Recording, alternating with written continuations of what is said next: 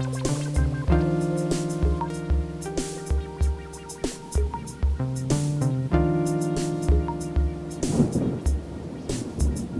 name is Fowler. I'm the Executive Director at CASS Community Social Services here in Detroit. CASS does 4 things: food, housing, healthcare, and jobs. We make and serve 700,000 meals a year. We house 300 homeless men, women, and children a night without counting the tiny homes, which is a slightly different program.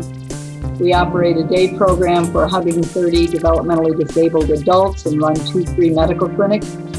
And since 2007, we've had a jobs training and employment program for 80 unemployed adults recycling wood, cardboard, paper. CASS does those 4 things in the city of Detroit, mostly on a campus, so it's a pedestrian place, but a few of our buildings are satellite locations.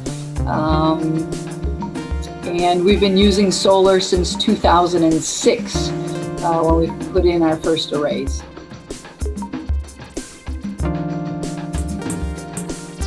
What became clear to me early on, I've been at CASS 28 years now, so a long time. And I recognized fairly early on that poor people are hit first and worst when the environment is polluted or degraded.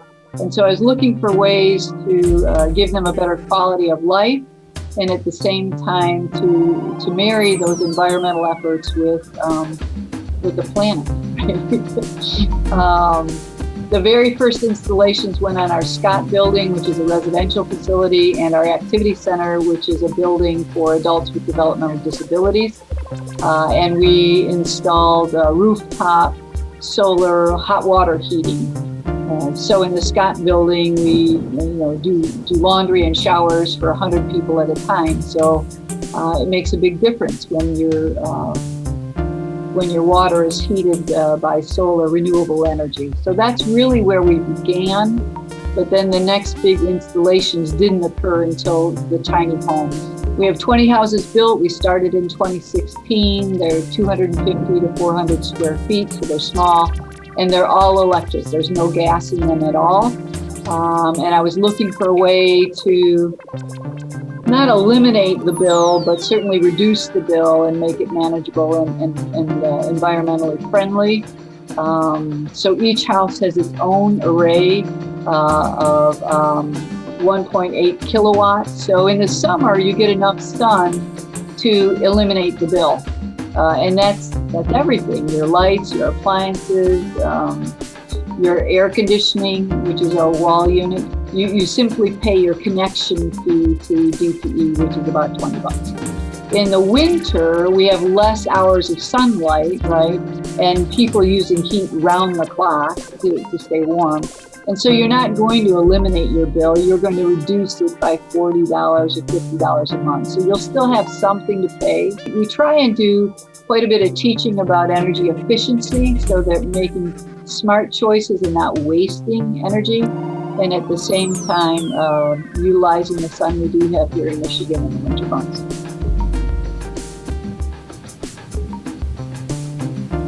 We were the first organization in the nation to marry together affordable housing and home ownerships by using tiny homes. So it's not just the cute homes, and they are cute inside and outside. They're all different. The notion was that we could help people get by, but we couldn't help them get ahead. We couldn't offer them economic mobility. And that's what these homes are about. That if they stay and they participate in the program for 7 years, and it's a very affordable program for people who have an income. In other words, you're not just taking homeless people off the street and saying, here's your house. We're taking people who have an income. Maybe it's SSI, maybe it's a part-time job, maybe it's a full-time job at minimum wage. They have to make at least $7,000 a year, but it's between $7,000 and $15,000 a year. They can participate in this program, and at the end of 7 years, the house becomes theirs. So now all of a sudden, because they have an asset, they can obtain a loan from a financial institution. They have something they could sell to buy something different somewhere else. They have something they can leave generationally when they die to their children, their grandchildren.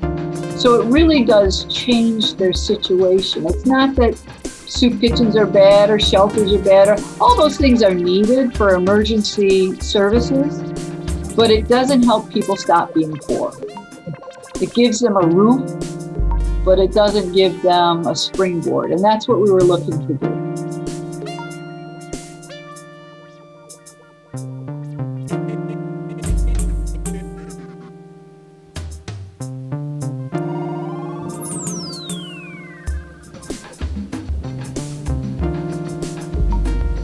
All of our solar work we've done using private donors. We haven't used government money. We have gotten some small foundations to invest some, but it's not like I got a big grant and they said, here, put up $1 million worth of solar. So with the initial hot water heating units, we obtained a small grant from United Way. And then when we started building the tiny homes, mostly churches and some schools stepped up to fundraise for those arrays. We also have been doing quite a bit with street lights and security lights that again employs people to put them in here locally.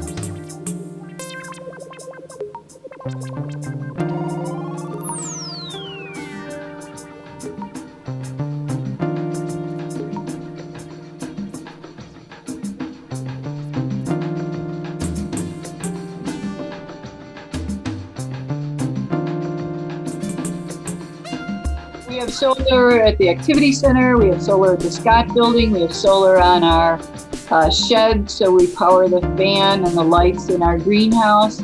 We have solar at tiny homes, we have solar at the World building. It actually is attached to batteries, so it serves as a small generator for our own facility. And next year we'll add it to the car wash, and also we're buying a new building for our family shelter, we'll add it there.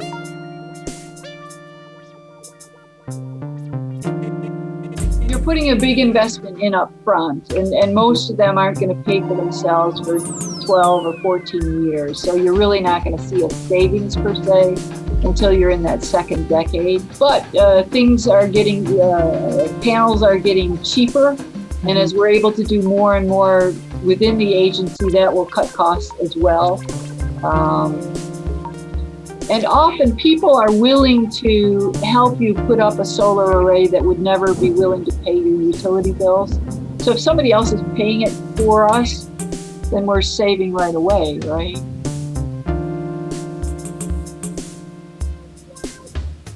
I don't think they think about that as much as we think about it right now, to tell you the truth. But I do know as we introduce different things, people will come with questions about, is this good for the community, or should we try this as well? We have a green gym where when you cycle, you generate electricity for the building.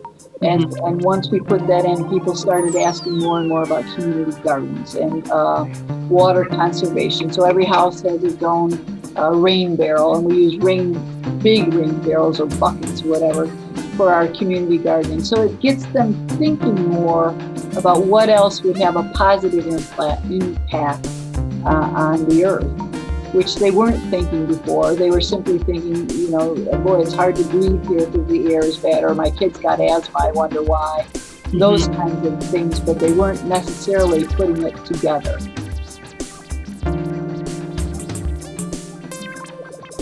To start with energy efficiency, it doesn't make sense to invest in big solar arrays if you haven't dealt with lack of insulation or windows that aren't keeping heat in or cold out, and those sorts of questions. First, it's sort of the low-hanging fruit, and once you've dealt with that, then look for a small project. Try something that isn't very expensive. Do something for $100 or $200 that will make a difference, so that people can get excited about seeing how the planet will help you. We have goals to make so much energy that we can make it available to our neighbors who need a break.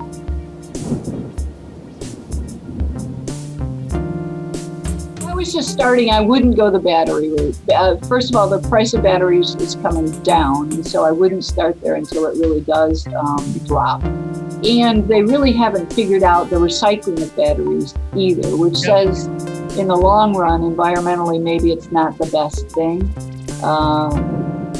But so I wouldn't start there. I might go there in 10 years or so when they have some of these things figured out. One of the things we started taking with us when we were doing these international trips are just the pocket solar things where people can charge up their phone or small appliances. Again, what a great gift to send someplace that isn't connected to a grid of any sort. Mm-hmm. So to be thinking of ways to share solar with people who've been left behind is important as well.